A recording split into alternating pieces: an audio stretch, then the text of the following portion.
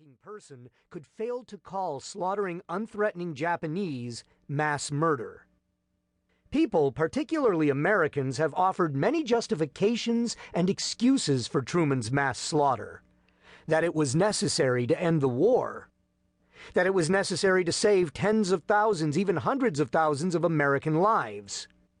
But as Truman at the time knew, and as his advisors, including his military advisors, told him prior to the bombing of Hiroshima, none of these was true.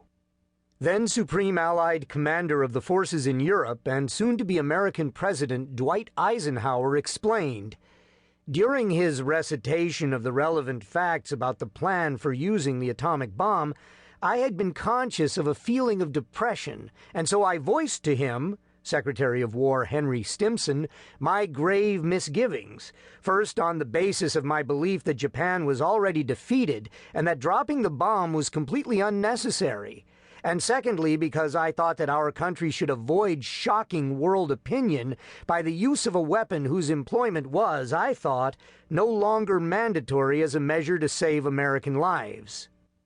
It was my belief that Japan was, at that very moment, seeking some way to surrender with a minimum loss of face. Truman, in his press release informing the American people about the annihilation of Hiroshima, offered the primitive logic of retribution.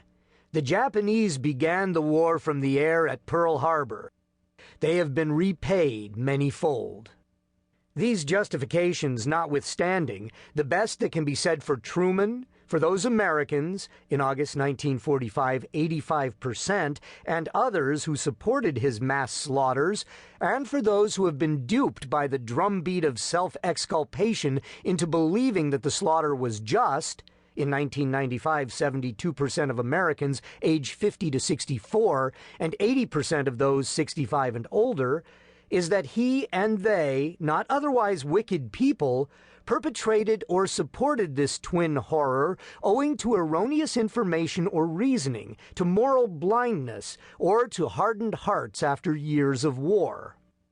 Even this best face does not change what Truman did. What if Adolf Hitler had dropped a nuclear bomb on a British or American city? What if during the Cuban Missile Crisis, Nikita Khrushchev had incinerated Miami? Would we not call such acts mass murder, even though in Hitler's case it would have also been done with the veneer of a rationale that it was a military operation and not the mass slaughter of non-combatants?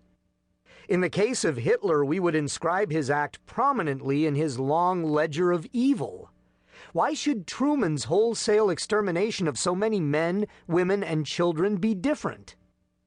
What if the Japanese had not surrendered a few days after Nagasaki's bombing, and Truman had proceeded to annihilate another Japanese city, and then another, and another, and another?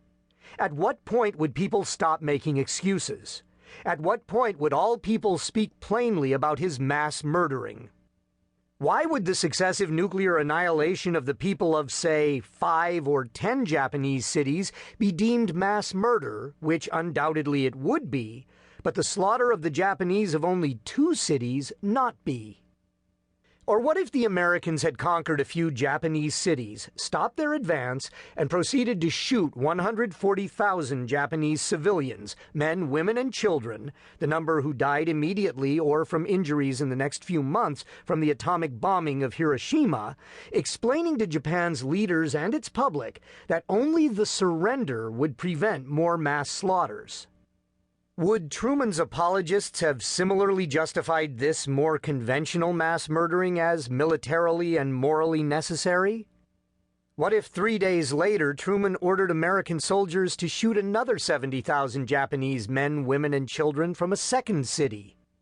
Would we not call such slaughters mass murder?